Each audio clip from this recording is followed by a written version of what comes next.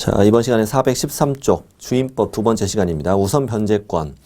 우선 변제권이 무슨 뜻이었습니까? 경매시 또는 공매시 후순위 이유보다 먼저 배당받을 권리를 말합니다. 읽어보죠. 대항 요건과 임대차 계약 증서 사항의 확정일자를 거친 임차인은 민사집행법에 따라 경매로 이루어지거나 국생직수법에 따라 공매를 할 때 임차주택 환가대금인데 대지를 포함합니다. 후순위 권리자나 기밖의 채권자보다 우선 변제를 받을 권리가 있다 이겁니다. 경공매 시 후순위보다 먼저 배당받을 권리를 우선 변제권이라고 하고요. 그 주택과 대지가 함께 경매될 때는 대지가 경매될 경우에도 보증금의 우선 변제를 받을 수 있습니다. 대지로부터도. 우선 변제권은 건물에도 미치고 대지에도 미친다는 얘기죠. 그 박스 밑에 동그라미 2번의 우선 변제권 발생 시기를 잠시 칠판을 통해 말씀드릴게요. 자, 만약에 임차인 A가 있는데 임차인 A가 주민등록을 5월 1일 그리고 확정일자를 찍은 것도 5월 1일이라 해볼게요.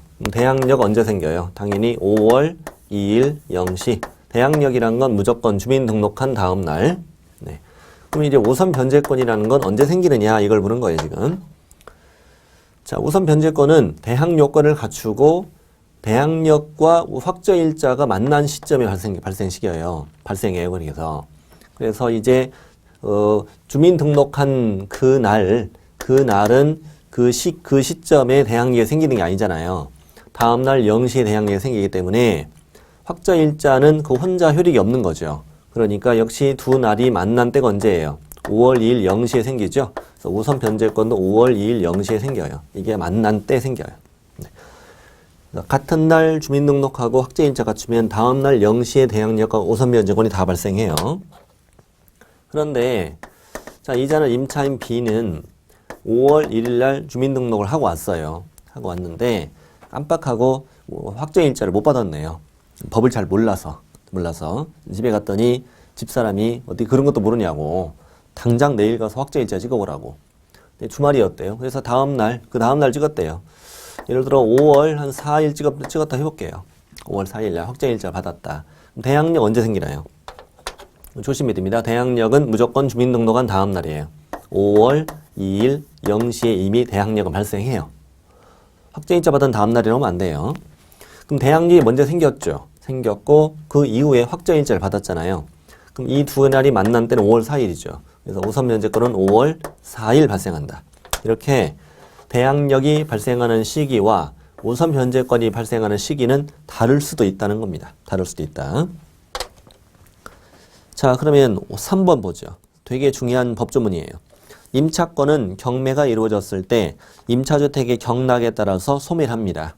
다만 보증금이 모두 변제되지 아니한 대항력 있는 임차권은 소멸하지 않는다. 이게 무슨 말이냐면 자, 여기 저당권이 5월 3일에 들어왔다 해볼게요. 그리고 임차인 B만 가지고 한번 비교해 볼게요. 임차인 B만. 자, 이건 대항력이 생기는 시점이고 이건 우선 변제권이 생기는 시점이죠. 이 세 날짜를 비교해 보면 1순위는 임차인의 대항력이죠. 대항력. 2번은 저당권. 이 저당권의 우선 변제권이 여기 들어와 있죠. 세 번째는 임차인 B의 우선 변제권이 여기 들어와 있잖아요. 이렇게 임차인이 확정일자를 늦게 받으면 저당권보다 후순위 우선 변제권이 있을 수도 있고 대항력은 앞설 수도 있잖아요. 이럴 수도 있거든요. 그럼 경매가 되면 저당권을 소멸하고 이 우선 변제권은 다 소멸하는 거죠. 그럼 임차인은 저당권이 후순위 있었기 때문에 배당을 다 못 받을 수도 있잖아요. 그러나 보증금을 모두 변제받지 못한 뭐가 있는 대항력 있는 임차권은 경매로 소멸하지 않는다. 이런 얘기예요.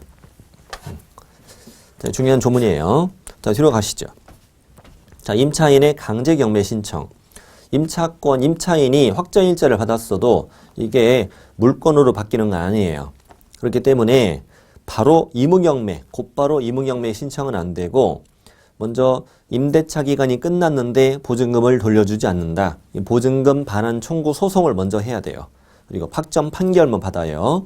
이에 따라 집행권한을 받는데 집행권한이 뭐냐면 보증금 반환 청구 소송에서 판결문을 받았잖아요.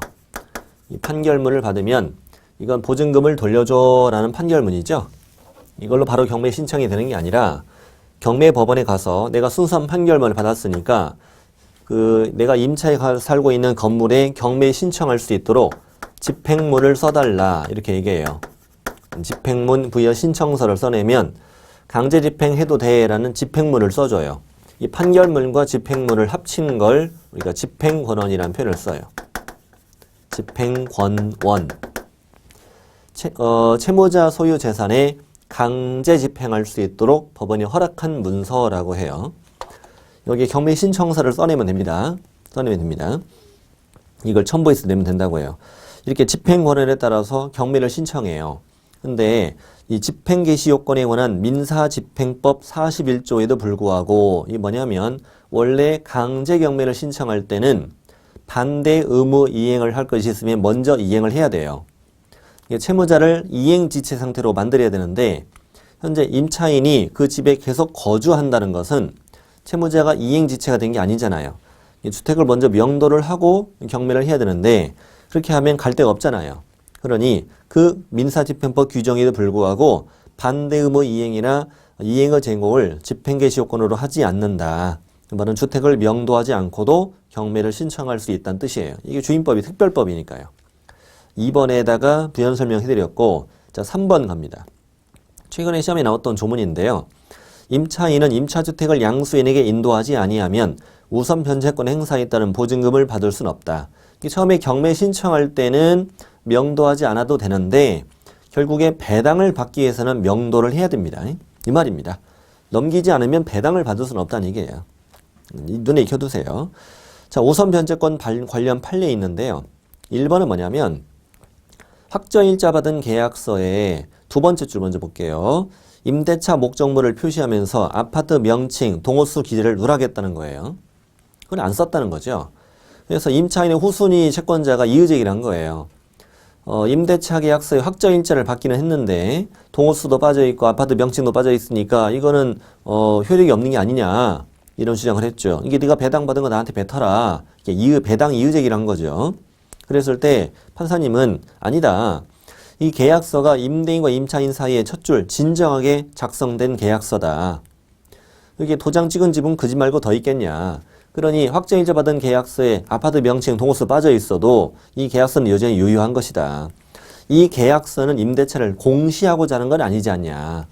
주민등록할 때 동호수가 빠져 있다면 대항력은 없겠으나 대항력이 없으면 우선 변제권 없는 거지. 그렇지만 이거는 괜찮다 이겁니다. 확정일자 받은 계약서는 유효하다는 얘기예요. 2번은 앞장에 말씀드렸던 우선 변제권 발생 시기예요. 3번 갈게요. 최근 판례인데 어렵진 않아요. 대항력과 우선 변제권을 모두 갖고 있는 임차인이면 1순위 대항력도 있고 우선 변제권이 있는 거예요, 지금. 이자가 보증금 반환 청구 소송의 확정 판결 등 집행권을 얻어서 강제경매를 신청했어요. 내가 경매 신청했다는 건 배당을 받겠다는 의미죠. 그러니 이 중에 대항력과 우선 변제권 중에서 우선 변제권을 선택해서 행사한 것으로 봐야 하므로 우선 변제권을 인정받기 위해서 별도로 배당 요구를 할 필요는 없다는 얘기예요. 그 당연한 얘기 아니에요? 당연한 거죠. 자, 다음 4번은 중개 실무에서 주로 보는 게 아니고 민법에서 이런 걸 좋아하죠. 자, 임대인, 임차인, 갑.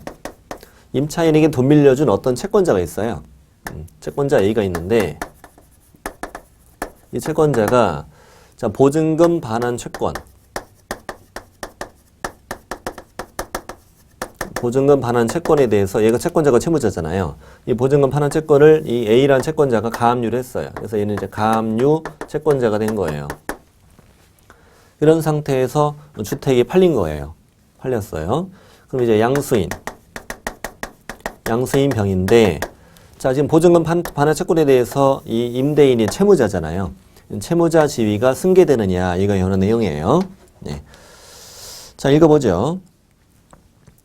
대항력 갖춘 임차인의 보증금 반환 채권이 가압류된 상태에서 임차주택이 양도되었을 때 양수인은 채권 가압류의 제3채무자 지위를 승계한다. 제3채무자가 뭐냐면 얘는 채권자고 임차인이 채무자잖아요. 채무자인데 채무자에게 또 채무가 있잖아 얘가. 얘를 제3채무자라고 불러요. 채무자에게 또 채무가 있는 자. 이 제3채무자 지위를 얘가 뭐한다? 승계한다는 얘기예요. 승계. 네. 결론만 기억해 두세요. 자, 다음에 동그라미 5번. 아까 임차인의 우선 변제권은 대지도 미친다고 그랬잖아요. 자, 대항력 갖춘 임차인, 또 확정일자로 임차인, 그리고 소액 임차인은 주택과 대지가 함께 경매될 경우뿐만 아니라 주택과 별도로 대지만이 경매될 경우에도 역시 우선 변제권을 행사할 수 있다. 그 대지의 환가대금에 대해서. 우선 변제권은 건물에도 미치고 대지에도 미치니까 대지만 경매될 때도 우선 변제권을 행사할 수 있다는 거예요. 근데 임대차 성립 당시 임대인의 소유였던 대지가 타인에게 양도되어 그 주택과 대지의 소유자가 달라지게 된 경우에도 그 대지의 매각대금에 대해서 우선 변제를 받을 수 있다는 거예요. 대지 소유자가 달라졌어도 우선 변제권은 따라갈 테니까 이 말이죠. 다음에 6번. 여러 필지의 임차주택 대지 중 일부가 타인에게 양도되어 일부 대지만이 경매되는 경우에도 임차인은 대지 매각대금에서 우선 변제를 받을 수 있다. 상관없다는 겁니다. 5번, 6번 유사한 내용이죠. 자, 7번. 최근 겁니다. 임차인이 대항력과 우선 변제권, 대항력과 확정일자를 갖춘 후에 임대차 계약이 갱신되었습니다. 갱신되면 뭐 보증금 차임이 변할 수도 있고 안 변할 수도 있는데 갱신돼서 계약서를 새로 썼어요. 새로 쓴 계약서에 확정일자 또 받잖아요. 또 받는데 그랬어도 처음에 대항력과 확정일자를 갖출 때를 기준으로 해서 종전 임대차 계약 내용에 따른 우선 변제권을 행사할 수 있는 겁니다. 당연한 거죠. 종전 임대차 내용은 최초로 대항력 확정일자를 갖춘 때를 기준으로 해서 행사할 수 있습니다. 다음에 8번. 임차인이 그 지위를 강화하고자 별도로 전세권 설정 등기를 마쳤다. 이때는 전세권 설정 계약서를 하나 별도로 써야 돼요. 그러나 기존 임대차 계약서과 내용은 같은 거죠, 지금. 같은데 이렇게 해서 전세권 설정 등기를 했어요. 그 이후에 이자가 주민등록을 옮겨버린 거예요. 사실은 이자가 전세권 등기한 이유는 기존의 임차권 내용을 유지시키고 싶었던 건데 그래서 이 주임법상의 대항요건을 상실했어요. 그랬을 경우는 이미 취득한 주임법상의 대항력과 우선 변제권을 상실한다는 얘기입니다. 상실한다. 다음에 9번, 10번, 11번 있는데 뭐 9번 정도만 보시면 충분한데요. 9번 정도 보시면 충분한데 나머지는 그냥 참고만 하시고 시험에 잘 내진 않습니다. 9번은 뭐냐면 이자가 최선순위 전세권자였어요. 전세보증금이 5천이었어요. 실제 사건의 금액도 같아요. 이 5천이었어요. 5천이었고 이자가 최선순위 전세권이면서 임차인으로서의 효력을 갖는 사람이었어. 또 계약서 또 한 장 쓴 거죠. 대항력도 갖추고 확정일자도 갖추었어요. 지금. 자, 그리고 이제 같은 내용이죠. 같은 사람이니까. 근데 그 이후에 저당권이 들어왔고요. 이 저당권이 경매를 신청한 거예요. 경매 신청했습니다. 네. 최선순위 전세권자이면서 주임법상 대항력권을 갖춘 임차인이었어요. 근데 이자가 전세권자로서 배당요구를 했다고 돼 있죠, 지금. 자, 여러분 선순위 전세권은요. 배당요구를 하면 소멸하고 배당요구를 하지 않으면 인수된다고 그러죠. 근데 이자가 전세권으로서 배당요구를 한 거예요. 배당요구를 하면 전세권은 소멸하죠. 이 저당권도 소멸하고. 근데 이 집이 3천에 경매가 된 거예요. 그래서 이자는 얼마를 배당받고 3천을 배당받고 전세권은 소멸했죠. 그렇지만 경매 신청인 저당권이 이제 말소 기준이거든요. 그러니까 그렇기 때문에 얘 앞에 뭐가 있는 임차인이 있잖아요. 지금 임차인이 있기 때문에 이 저당권에 앞서 있는 임차인은 대항력은 소멸하지 않는다는 얘기예요. 네. 전세권과 함께 이게 소멸되는 건 아니라는 거죠. 별도의 독립된 권리로 인정이 된 거죠, 지금. 그래서 나머지 변제받지 못한 보증금은 임차권으로 대항력을 행사할 수 있다는 얘기입니다. 좋아요. 다음에 이제 안 그래도 4번 내려갑니다. 금융기관의 우선변제권 행사, 승계, 우선변제권 승계라는 제도. 재작년에 새로 만들어진 제도예요. 자, 다음에 금융기관 등이 우선변제권을 취득한 임차인의 보증금 반환 채권을 계약으로 양수했을 경우는 양수한 금액 범위에서 우선변제권을 승계한다. 이 제도가 만들어지기 전에는 금융기관이 그 임차인의 보증금을 담보로 대출을 해줬을 때 그 보증금 반환 채권을 일부 양수는 하는데 일부 양수했어도 임차인의 우선 변제권을 승계하진 않았어요. 승계를 하던 제도로 해서 양수한 금액 범위 안에서입니다. 전부를 승계하는 게 아니라 보증금 반환 채권을 계약으로 양수하면서 대출을 해주거든요. 대출할 때 양수한 금액 범위 안에서는 예를 들어 임차인이 1순위라면 똑같은 1순위로 임차인은 이만큼의 우선 변제권, 이 금융기관은 이만큼의 우선 변제권을 이제 갖는다는 얘기죠. 똑같은 순위를 갖게 된다는 거예요, 둘 다. 그래서 임차인을 더 위해서 더 저금리로 대출을 해주고자 하는 제도예요. 다음에 열거되는 금융기관에만 이걸 허용해요. 네. 일반 채권자가 임차인에게 빚 있는 일반 채권자가 이 제도를 악용할 수 있잖아요. 악용할 수 있기 때문에 임차인의 주거생활 안정을 위해서 도입한 제도죠. 전세금이 뭐 많이 오르가 이럴 때 힘들잖아요. 힘드니까 전세 보증금을 담보로 더 손쉽게 그리고 저금리로 대출을 받을 수 있도록 이런 제도를 만드는 거라고요. 동그라미 2번. 우선 변제권을 승계한 금융기관 등은 다음에 해당하는 경우에는 우선 변제권을 행사할 수 없다. 임차인의 대항 요건을 상실했거나 등기했는데 그 등기가 말소된 경우. 당연한 거죠. 그렇게 되면 임차인도 우선 변제 행사가 안 되니까 금융기관도 안 된다는 거죠. 3번. 금융기관 등은 우선 변제권을 행사하기 위하여 임차인을 대리하거나 대위하여 임대차를 해지할 수는 없다. 너 왜 돈 안 갚니? 왜 안 갚니? 그만 살까? 이렇게 할 수 없다는 거예요, 지금. 4번은 참고하세요. 이거 별로 중요하진 않고요. 위 금융기관을 제외한 일반 채권자들은 이걸 보증금 반환 채권을 양수했더라도 우선 변제권을 승계하지는 못한다는 얘기예요. 다음 페이지 갑니다. 자, 최근에 새로 만들어진 제도들인데요. 자, 확정일자 부여에 관한 내용이에요. 확정일자 부여와 임대차 정보 제공. 확정일자는 어디서 받느냐가 적혀 있습니다. 확정일자는 읍면사무소, 또 동주민센터, 시군구의 출장소, 특별시, 광역시, 특별자치시는 제외하고 특별자치도는 포함하고 일반 시군구의 출장소, 지방법원도 되고 그리고 지방법원의 지원도 되고 등기소도 되고 공증인도 부여한다. 확정일자 부여기관입니다. 여기가. 확정일자 부여기관. 2번 확정일자 부여기관은 해당 주택의 소재지, 확정일자 부여일, 차임 보증금 등을 기재한 확정일자부를 작성해야 됩니다. 이 경우 전산처리 정보 조직을 이용할 수도 있다.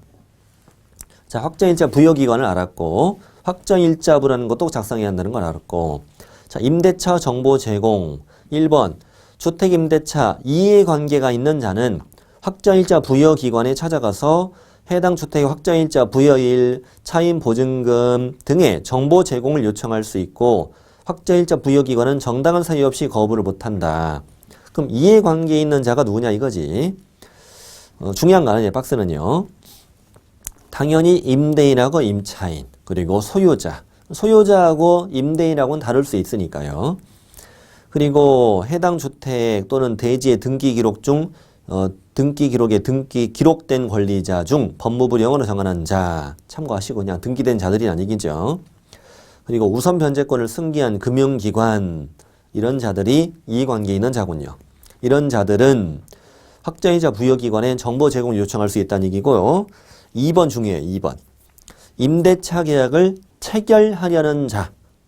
예를 들어서 이 집이 다가구라고 해볼게요. 다가구. 여러분 다가구는 단독주택이잖아요. 단독주택이니까 예를 들어 다가구 주택인데 네 가구가 살고 있다. 이미 임차인들은 여기 살고 있고 내가 여기를 임차하려고 한다. 하려고 하면은 이게 단독주택이니까 다른 임차인들은 나보다 선순위가 될 거잖아요. 선순위 될 거니까 다른 임차인들에 대한 정보 제공 요청이 가능하다는 얘기예요. 자, 그러면 임대차 계약을 체결하려는 사람은 임대인의 동의를 받아야 돼. 그러면 그 말이 중요해요. 임대인의 동의를 받아서 확정일자 부여기관에 임대차 정보 제공을 요청할 수 있어요. 네. 3번. 임대차 계약의 당사자. 이미 임대차 계약을 한 사람들 있죠. 임대인과 임차인. 임대차 계약을 이미 한 사람은 확정일자 부여기관에 다음의 사항의 열람이나 서면 교비 요청할 수 있어요. 그런데 뭘 할 수 있냐? 뭘 요청할 수 있느냐? 목적물, 임대 임차인의 인적사항, 확정일자 부여일, 차임 보증금, 임대차 기간 이만큼의 요청이 가능해요. 근데 4번 볼게요. 임대차 계약의 당사자가 아닌 이해관계인. 또 그 다음이 중요해.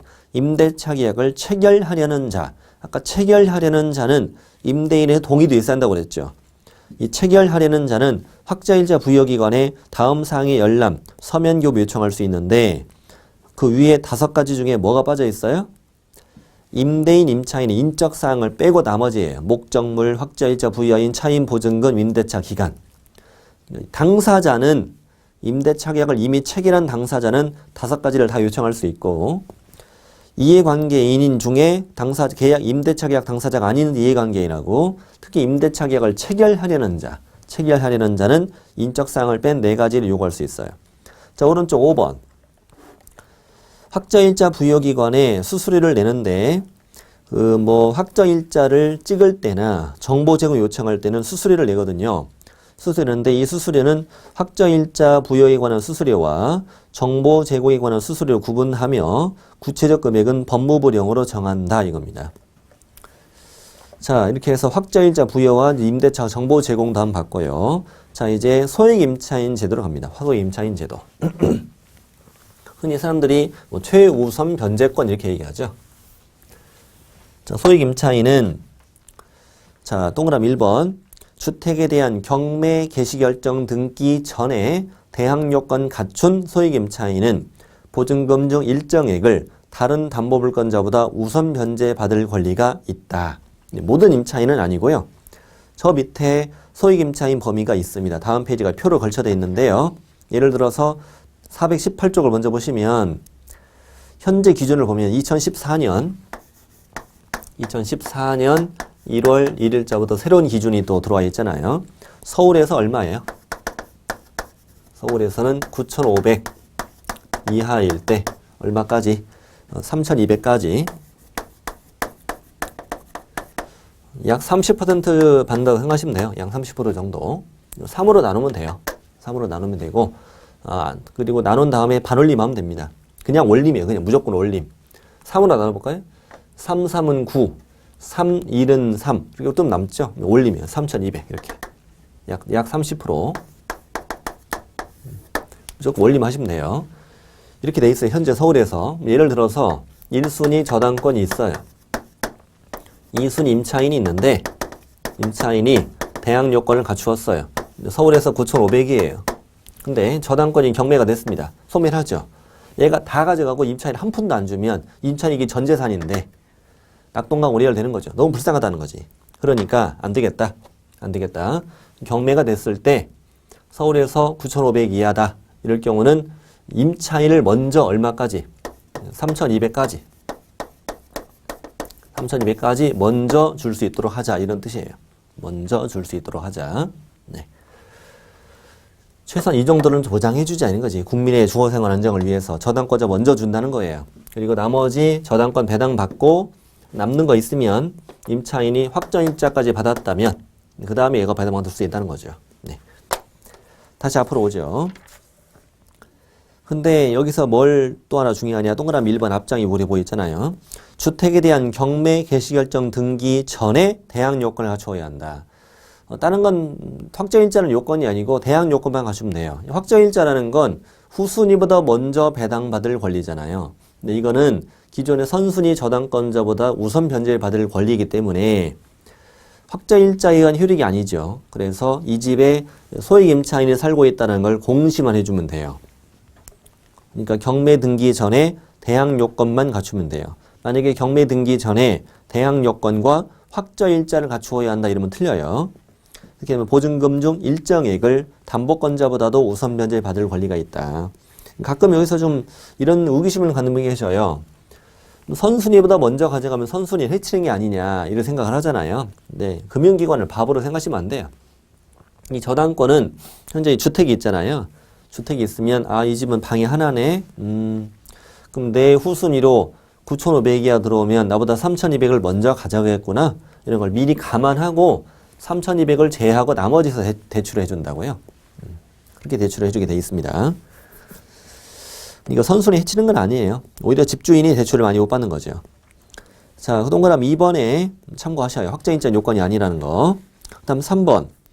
소액임차인과 보증금 중 일정액 범위 기준은 주택임대차위원회 심의를 거쳐서 대통령령으로 정하고 그리고 대지가 포함한 주택가에게 2분의 1을 넘지 못한다. 2분의 1 범위 안에서만 준다는 거 아셔야 되겠습니다. 선순위보다 먼저 가져가잖아요. 임차인이 여러 명일 수도 있죠. 이들이 먼저 다 가져가려면 선순위가 가져갈 게 없을 수 있으니까 경락대금의 2분의 1 범위 안에서만 인정하는 겁니다. 2분의 1 범위 안에서만. 그리고 뒤로 넘기시고요. 넘기시고 현재 기준은 좀 외우셔야 돼요. 서울 9,500 오른쪽까지는 몰라도 되고 9,500까지 9,500 이하. 다음 수도권 중 과밀억제권역 서울은 빼고 나머지 과밀억제권역과 인천까지는 8,000. 나머지 광역시 그다음에 용인, 안산, 김포, 광주, 용산, 포주. 광역시, 나머지 광역시와 용인, 안산, 김포, 광주, 용산, 포주 6,000 이하. 나머지 그 밖의 지역과 광역시 군 지역은 4,500 이하 이렇게 돼 있어요. 그러니까 인천은 광역시인데 수도권이니까 과밀억제권역으로 올라가고요. 광역시의 군 지역은 예를 들어 강화군 있죠. 인천시 강화군 이런 데는 그 밖의 지역으로 빠집니다. 다시 서울은 9,500, 수도권 중 과밀억제권역과 인천은 8,000, 그리고 나머지 광역시와 용인, 안산, 김포, 광주는 6,000, 나머지 그 밖의 지역과 광역시 군 지역은 4,500이다. 9580, 6045 이렇게 외우세요. 9580, 6045 이렇게 외우세요. 9580, 6045 010-9580, 6045다. 전화번호입니다. 9580, 6045 자, 이제 밑에 소액임차인 관련 판례를 보세요. 소액임차인 관련 판례. 대지에 관한 저당권의 실행으로 경매가 진행된 경우에도 그 지상 건물의 소액임차인은 대지의 환가대금 중에서 소액보증금을 우선 변제받을 수는 있습니다. 아까 나왔던 판례죠. 근데 그와 같은 법리는 대지에 관한 저당권 설정 당시에 이미 그 지상 건물이 존재하는 경우에만 적용된다. 예를 들어서 현재 나대지의 저당권이 설정이 된 거예요. 그 이후에 저당권이 설정된 이후에 건물이 들어온 거죠. 이 건물이 하필 주택이었던 것이며 여기 하필 소유자가 아니라 임차인이 살았으며 이 임차인 하필 소액임차인이어서 대지가 경매됐습니다. 일정 금액을 소액임차인이 여기서 먼저 가져간다면 처음에 나대지의 저당권 설정할 때 이 저당권자는 여기까지 예측하기 어렵잖아요. 어려우니까 저당권을 해치는 것이 아니냐. 그럼 적어도 건물의 소액임차인이 대지의 매각대금으로부터 보증금 중 일정액의 우선 변제를 받으려면 적어도 대지의 저당권 당시 건물이라도 있었어야 한다 이런 얘기예요.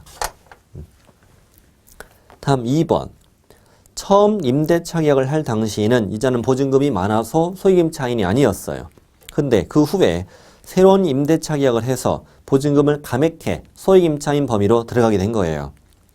그러니까 이제 선순위 저당권자가 이의제기한 거죠. 너 처음에 소액임차인이 아니었다가 보증금을 감액해서 소액임차인 들어갔다는 것은 지금 나보다 먼저 일정 금액 가져가려고 집주인하고 짜고 다시 한 게 아니냐 계약을.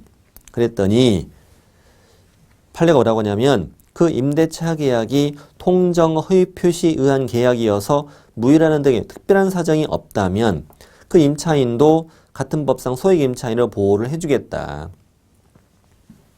근데 이것이 정말로 둘이 짜고 온 것이 아니라는 걸 어떻게 알았나 모르겠어요. 충분히 짜고 가능한 일인데 이게. 판사님은 좀 신기가 있나 보네요. 3번. 점포 및 사무실로 사용되던 건물에 근저당이 설정됐다. 이 근저당 설정 당시에는 상가 임차인이었다는 얘기예요. 근데 상가 임차인 나가고 이 건물이 주거용으로 개조가 됐어요. 그래서 거기에 주택 임차인 들어온 거예요, 지금. 근데 나중에 이 건물의 소액 임차인은 일정액을 근저당보다 우선 변제받을 수 있다고 한 거죠. 저당권자가 이의제기한 거죠, 이것도. 내가 저당을 설정 당시에는 주택 임차인이 아니었다고. 그랬어도 인정하겠다. 왜? 주임법은 공부상의 표시를 기준으로 하지 않고 사실상 용도에 따른 거니까. 현재 내가 저당권 설정 당시에 지만 나중에 주택으로 바뀔 수도 있지 않느냐라는 거지. 그걸 예측할 수 있다는 얘기죠.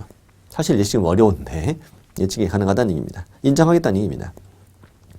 다음 주택임대차위원회가 있었는데 앞장에 있었죠. 아까 417쪽에 잠시 보시면 동그라미 3번이 있죠. 소액임차인의 보증금 중 일정액의 범위와 기준은 그냥 정하는 게 아니고 주택임대차위원회 심의를 거쳐서 정한대잖아요. 주택임대차위원회에서 이런 일을 하거든요. 그래서 다시 418조 맨 밑에 들어가 보면 주택임대차위원회는 어떤 일을 하느냐.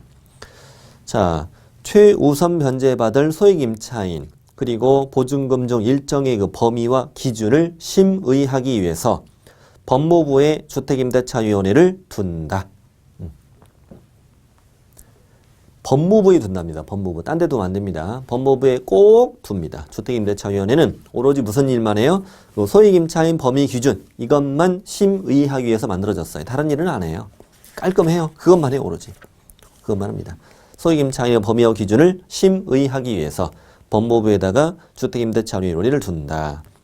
항상 위원장은 포함하죠. 위원장 포함해서 9명, 15명 이하 위원. 9월 15일 이렇게 하세요. 9월 15일 날 이 주택임대차위원회는 정기회의를 해요. 제가 지어낸 거예요. 이따 정기회의를 한다고 나오긴 해요. 정기회의를 9월 15일 날 해요. 그날 고기를 꺼먹는 날이에요. 9월 15일 위원장은 법무부 차관. 법무부 차관이 보통 장관인 경우는 없어요. 법무부니까 법무부 차관. 그리고 위원이 될 수 있는 사람들 이렇게 돼 있습니다. 참고하시고. 그 다음에 위원회 임기로 갑니다. 박스 오른쪽 페이지 박스 밑에 임기는 2년으로 합니다. 다만 그 위원 중에 공무원인 사람은 그 직위에 재직하는 기간으로 하는 거죠. 공무원을 제외한 나머지 위원들의 임기는 2년. 웬만하면 2년이잖아요. 웬만하면 2년이고. 다음 위원장의 직무 참고하시고 간사도 있고 간사는 항상 위원장이 지명했죠. 위원장이. 간사는 위원장 보좌하는 사람이죠. 서류도 준비하고, 뭐, 회의도 준비하고 이런 사람. 다음, 저 밑에 회의. 회의는 좀 알아야 되겠습니다. 위원회 회의는 매년 1회 개최되는 정기회의. 그게 9월 15일이라고요. 9월 15일. 그리고 위원장이 필요하다고 인정하거나 위원회 3분의 1 이상이 요구할 경우에 개최되는 임시회의로 구분해 운영한다. 9월 15일 날 뭐 하냐면 고기 꺼먹는다고 그랬죠? 9월 15일 날 고기를 꺼먹는데 9명, 15명 모여가지고 고기를 꺾는데 고기가 차돌박이를 먹어. 차돌박이. 법무부 차관이 위원장이었잖아요. 차돌박이를 위원장이 꿔줘요. 그렇게 먹는 날이에요. 그렇게 외우시고. 근데 갑자기 뭐 고기 땡기는 날 있잖아요. 위원장이 고기 먹고 싶은 날. 또 위원회 3분의 1 이상 3분의 1 이상이 요구한다고 그랬으니까 그냥 삼겹살로 할게 이날은. 아까는 차돌박이 먹는 날 삼겹살도 먹고 싶은 날 3분의 1 이상 요구할 때 임시회의로 할 수 있다는 거예요. 자 넘겨보시고 동그라미 4번 회의는 비공개로 한다. 비공개. 그렇군요. 문장구고 합니다. 밖에서 문장구고 다 먹을 때까지 아무도 못 나갑니다. 아무도 못 나가요. 다음에 밑에 실무위원회 참고하시고요. 저 밑에 전문위원. 전문위원은 위원회 심의사항에 관한 전문적인 조사, 연구 업무를 수행하기 위해서 5명 이내 전문위원을 둘 수도 있답니다. 네, 그렇군요. 자, 임차권 등기 명령을 합니다. 임차권 등기 명령은 임대차가 끝나고 보증금을 받지 못했을 때만 신청할 수 있죠. 평상시는 안 되고요. 임대차 계획이 끝났는데 난 나가고 싶은데 보증금을 안 준다는 겁니다. 그럴 경우에 임차인은 주택 소재지 관할 지방법원, 지방법원 지원, 시군법원에 임차권 등기 명령을 신청할 수 있다. 원래 등기는 공동 신청인데 임차권 등기 명령은 임차인이 단독 신청할 수 있다는 거죠. 효력가죠. 임차인은 임차권 등기 명령에 따라 임차권 등기를 마치면 대항력과 우선 변제권을 취득한다.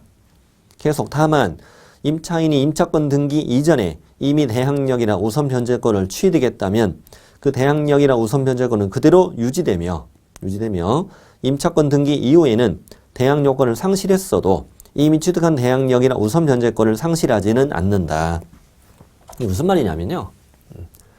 이때가 이제 임차권 등기 명령에 따라서 임차권 등기가 된 시점이라 해볼게요. 등기가 된 시점. 그럼 좀 전에 대항력 없었어. 우선 변제권 없었어. 그러면 대항력 생겨, 우선 변제권 생겨. 그런데 대항력은 있었어. 근데 우선 변제권은 없었어. 이럴 경우는 대항력은 기존 것이 유지되고 우선 변제권은 생겨. 근데 이거는 대항력은 없고 우선 변제권 있는 건 없잖아요. 없는 거니까 그건 납두고 대항력 있었어. 우선 변제권도 있었어. 그렇게 되면 대항력도 뭐 되고 유지되고 우선 변제권도 유지된다는 거예요. 유지. 심지어 대항력권 상실하더라도 이사를 가버렸더라도 대항력 우선 변제권은 계속 유지된다는 거예요. 간단해요. 없었던 건 생겨. 있었던 건 유지돼. 이렇게 되면 됩니다. 이렇게 없었던 건 다 생겨. 있었던 건 다 유지돼. 이렇게 생각하시면 돼요. 다음에 동그라미 2번. 임차권 등기 명령 집행에 따른 임차권 등기가 끝난 주택. 임차권 등기가 된 주택입니다. 그 주택의 이후에 새로 들어온 임차인은 최우선 변제를 받을 권리는 없다. 이미 임차인은 임차권 등기를 해놓고 나갔잖아요. 나갔으면 거기에 임차인은 기존 임차인 효력이 있는 거잖아요. 거기에 새로 들어온 임차인의 경우가 소액 임차인이 돼버린다면 소액 임차인이 둘이 될 수도 있잖아요. 둘이 되면은 선순위 해칠 수도 있고 기존 임차인 다 못 받을 수도 있어요. 2분의 1 범위 안에서만 준다고 했으니까. 임차권 등기 명령에 따라 등기가 된 주택에 새로 들어온 임차인은 소액 임차인으로서만 인정하지 않는다는 얘기예요. 그리고 민법 621조에 따른 주택임대차 등기의 효력에 관해서도 동그라미 1과 동그라미 2를 그대로 준용한다. 그러니까 이따가 나오지만 임차권 등기 명령에 따라 이루어진 그 등기 비용은 임대인이 부담을 해야 되거든요. 그러니까 집주인한테 나 왜 보증금 안 돌려주냐. 나 임차권 등기해놓고 나갈 거야. 근데 내가 혼자 신청해서 등기 비용도 당신이 부담해야 돼 어차피. 그러니까 우리 같이 하자. 같이 신청해서 임차권 등기했다는 거예요. 이렇게 민법에 따른 주택임대차 등기를 했어도 동그라미 방금 봤던 1번, 동그라미 2번을 똑같이 적용한다는 얘기예요. 3번. 이 신청을 법원이 기각하면 항고할 수 있다는 거고 4번. 이 등기와 관련된 비용은 임대인에게 청구할 수 있고 5번도 잘 알아야 돼요. 임차인의 우선 변제권을 승계한 아까 금융기관 있었죠. 이 금융기관 등도 임차인을 대위해서 임차권 등기 명령을 신청할 수 있고 자 6번 중요한 판례입니다. 임대인의 보증금 반환 의무가 임차인의 등기 말소 의무보다 먼저 이행되어야 한다. 동시행 관계다면 틀려요. 동시행 관계가 아니라 우선돼야 돼 이게. 보증금의 반환이. 왜냐하면 임대인은 이미 이행지체가 된 거죠 지금. 얘는 임차권 등기를 했고 나갔잖아요. 나갔고 이제 보증금을 반환해야 될 의무가 있는 거잖아요. 그러니까 보증금의 반환이 먼저 이행되어야 한다고. 자, 이어서 임차 존속기간 갑니다. 기간을 정하지 않았거나 2년 미만을 정하면 2년을 본다. 이게 최단 기간 2년 보장하는 거죠. 물론 3년이면 3년 보장이고 4년 계약하면 4년 보장해 줍니다. 2년 미만일 때 2년까지 인정해 준다는 거죠. 다만 임차인만 2년 미만의 유효함을 주장할 수 있죠. 그 자리에 임대인 들어가면 틀리죠.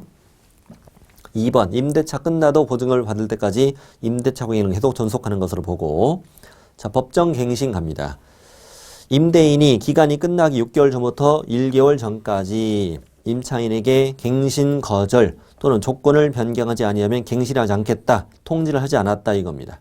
나 다 재계약 안 할 거예요. 아니면 얼마 올려주지 않으면 재계약 안 할 거예요. 라는 것을 안 했다는 거예요.